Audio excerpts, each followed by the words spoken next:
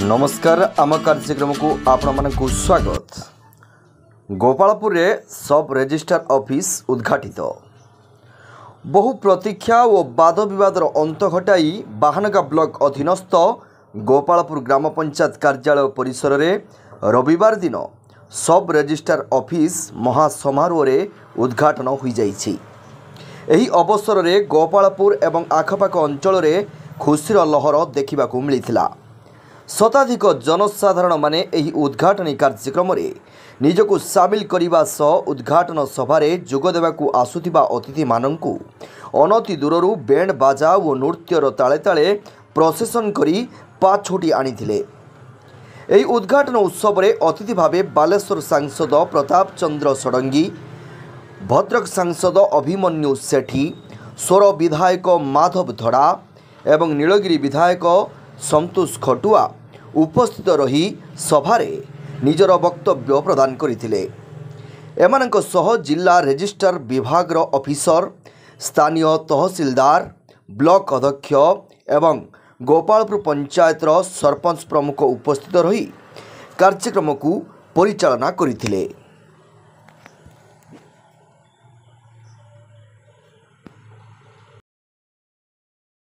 सरपंच गोपालपुर ग्राम पंचायत तुषारकांत महापात्र नुआ करी सब रजिस्टर ऑफिस उद्घाटन है।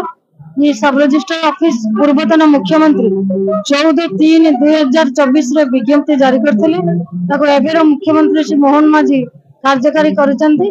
आज समस्त उपस्थित मान्यवर सांसद बालेश्वर श्रीयुक्त प्रताप षडंगी महोदय, मान्यवर सांसद भद्रक श्रीयुक्त अभिमन्यु सेठी महोदय, मान्यवर विधायक सोर श्रीयुक्त माधव धड़ा महोदय तथा मान्यवर विधायक नीलगिरी श्रीयुक्त संतोष खटुआ महोदय तथा कंसर्न डिपार्टमेंट को उपस्थित हायर अथॉरिटी को उपस्थित आज गोपालपुर पंचायत रे ये उद्घाटन उत्सव सरी। विभिन्न पंचायत रु समस्त नेतृवर्ग सहित साधारण जनता भी एथिरे जोग देथिले। उद्घाटन उत्सव बहुत सुरखुर सरी। गोपालपुर पंचायत रे स्वर्णिम अध्याय आउ गोटे जोड़ी हो गला। 2014 रे माननीय मुख्यमंत्री आदेश रे एठारे तहसील ऑफिस खोलाई थिला। आज पुणी सब रजिस्टर ऑफिस तेणु लोक माने सेवा पई आ सोर दौड़बेनी, एठी समस्त प्रकार सेवा पाई परिबे। आज एठी सब रजिस्टर ऑफिस उद्घाटित हला। एथरे स्थानीय जनसाधारण ए ब्लॉक रे लोक माने बहुत उपकृत हेबे। सारा रजिस्ट्रेशन काम, जमी बाड़ी, विवाह, अन्य काम, पंजीकरण काम एठी समान सुविधा कर परिबे। एनो हम सरकार के धन्यवाद प्रदान करछु। लोक माने शांति वाले बस्ती सामाजिक सुरक्षा सेक्टर जो सुना हला भत्ता बाबद रे सेटा बाबद रे कोन निष्पत्ति परफेक्ट अपन जनसाधारण की जानि पाउ नाथि कि जान गणमाध्यम रे प्रचार देछि 3000 टंका मिलिबो। 3500 जो माने दिव्यांग जो माने पशु जे संदेह नै ते सेटा 80% हैंडीकैप एवं 80% ऊर्ध्व 3500 अन्य मान को 3000 परवर्ती पर्याय आउ समस्त केबे शामिल करा जी 3000 टंका तो शामिल हिची साधारण वयस्क लोक माने। बाकी आलू जो आलू रो परिस्थिति वर्तमान से बाबू काली मु जिल्लापाल सहित कथा हिची, मुख्यमंत्री सहित कथा हिची एवं आलू परिस्थिति नियंत्रण हिची।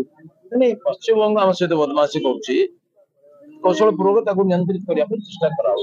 हम एपट भी जो जिनसे जाउची ताको भाषण करिया पर चेष्टा कराओ। गोपालपुर तहसील पर स्थायी घर ही पारे नहीं, विवाद जारी रहिछि, केबे समाधान हो तो भविष्य वक्ता नुहे आम चेष्टा करछु किंतु शीघ्र समाधान करा जी।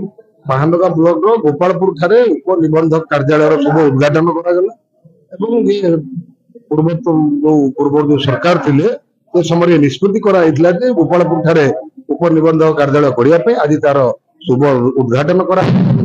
एटिका महानगा ब्लॉक जो 24 कोटी पंचायत अछि से माने जो सोरो रे रजिस्ट्री कागज करूथले एवं विवाह पंजीकृत करूथले तेणु ताको सुविधा ताको पाखरे पहुंची एवं गोपालपुर थारे आज गोपालपुर महानगा ब्लॉक रो समस्त जनसाधारण को आनंद उल्लास आज से माने परिलिप्त हेति एवं आगामी दिन रे महानगा ब्लॉक उन्नति करिया पे सब रकम आमे चेष्टा जारी रखी। तहसील कार्यालय रो स्थायी गृह पद्धति निर्माण है पला जो विवाद दीर्घ दिन हला लागि रही से बाबत केमिति कोन निष्पत्ति देबी बाकी समाधान हे पारिबो। ଦେଖନ୍ତୁ ତହସିଲ କାର୍ଯ୍ୟାଳୟର ଯୋଉ ବିବାଦ ଅଛି ସେ ବିବାଦ ମୋ ଜାଣାତରେ ଏପର୍ଯ୍ୟନ୍ତ ମୋ ପାଖକୁ କିଛି ଖବର ଆସିନି। ଆପଣଙ୍କ ମାଧ୍ୟମରେ ମୁଁ ଜାଣିବାକୁ ପାଇଲି। ନିଶ୍ଚିତ ଭାବରେ ଏ ବାବଦରେ ମୁଁ ଆଲୋଚନା ରଖିବି ଏବଂ କଣ ବିବାଦ ଅଛି ବସିକି ଆମେ ଆସୁ ସମାଧାନ ରଖିବୁ। ଆଜି ଏଠି ଆପଣଙ୍କର ସବ ରେଜିଷ୍ଟ୍ର ଅଫିସ ଏଠି ଖୋଲିଲା ଟେମ୍ପୋରାରୀ ଭାବରେ, ଯେହେତୁ ଘର ନାହିଁ ସେଠି ଖୋଲିଛି। ଆଉ ଏଠି ଯୋଉ ସାରା ବାହାନଗା ପଞ୍ଚାୟତର ସମସ୍ତ ଲୋକମାନେ ଯାଉଥିଲେ ସହରକୁ ରେଜିଷ୍ଟ୍ରେସନ ପାଇଁ, ଏଠି ଆଜି ଉପନିବନ୍ଧକ କାର୍ଯ୍ୟାଳୟ ତହସିଲଦାରଙ୍କ ଉପସ୍ଥିତିରେ ଖୋଲା ହେଲା। ତହସିଲଦାର ବର୍ତ୍ତମାନ ଏକ୍ସଏଫସିଓ ଇନଚାର୍ଜ ରହିବେ। ପରବର୍ତ୍ତୀ ପର୍ଯ୍ୟାୟରେ ତା କାର୍ଯ୍ୟକ୍ରମ ଆମର ଯୋଉ ପୂର୍ବତନ ମୁଖ୍ୟମନ୍ତ୍ରୀ ମାନ୍ୟବର ମୁଖ୍ୟମନ୍ତ୍ରୀ ନବୀନ ପଟ୍ଟନାୟକ ଯୋଉ ଅର୍ଡର କରିଥିଲେ ଏ ଅଞ୍ଚଳ ପାଇଁ, ତହସିଲ ଠୁ ଆରମ୍ଭ କରିକି ଆଜି ଯୋଉ ସବ ରେଜିଷ୍ଟ୍ର ଅଫିସର ମଧ୍ୟ ହେଇଥିଲା, ମେ 14 ତାରିଖ ପାଖରୁ ଅର୍ଡର ହେଇଥିଲା। ଯାହା ହଉ ତାକୁ ଏ ସରକାର ତାକୁ ତ୍ୱରାନ୍ୱିତ ଭାବରେ ଆଜି ଉଦ୍ଘାଟନ ଭାବରେ କରୁଛନ୍ତି। ସେଥିରେ ଦୁଇ ଆମର ଏମପି ଭଦ୍ରକ ଲୋକସଭା ଏବଂ ବାଲେଶ୍ୱର ଲୋକସଭା, ଦୁଇ ବିଧାୟକ ନୀଳଗିରି ଏବଂ ସୋର ଏବଂ ଆମର ମାଧବ ଭାଇ ଯୋଉ ସୋର ଏମଏଲଏ ଅଛନ୍ତି ତାଙ୍କ ତତ୍ତ୍ୱାବଧାନରେ ଆଜି ଉଦ୍ଘାଟନ ହେଇଛନ୍ତି। ବହୁ ଆମର ସରକାରୀ ପଦାଧିକାରୀ ମଧ୍ୟ ଉପସ୍ଥିତ ଥିଲେ। ଏ ଅଞ୍ଚଳର ବହୁତ ଦୀର୍ଘ ଦିନର ଅନ୍ତ ଘଟିବାକୁ ସେଇଥିପାଇଁ ସମସ୍ତଙ୍କୁ ଆମେ ଧନ୍ୟବାଦ ଅର୍ପଣ କରୁଛୁ। ସେଥିପାଇଁ ମାନ୍ୟବର ମୁଖ୍ୟମନ୍ତ୍ରୀ ଯେ ଥିଲେ ଆମ ପୂର୍ବତନ ମୁଖ୍ୟମନ୍ତ୍ରୀ, ତାଙ୍କୁ ମଧ୍ୟ ଅଶେଷ ଧନ୍ୟବାଦ ଦଉଛୁ। ଏବଂ এই ସରକାର ଯୋଉ ମୋହନ ମାଝୀ ଅଛନ୍ତି ସେ ଆମର କାର୍ଯ୍ୟଟାକୁ ତୁରନ୍ତ ସେହି ସ୍ଥାନରେ କରିବା ପାଇଁ ଆମେ ତାଙ୍କୁ ମଧ୍ୟ ଧନ୍ୟବାଦ ଅର୍ପଣ କରୁଛୁ।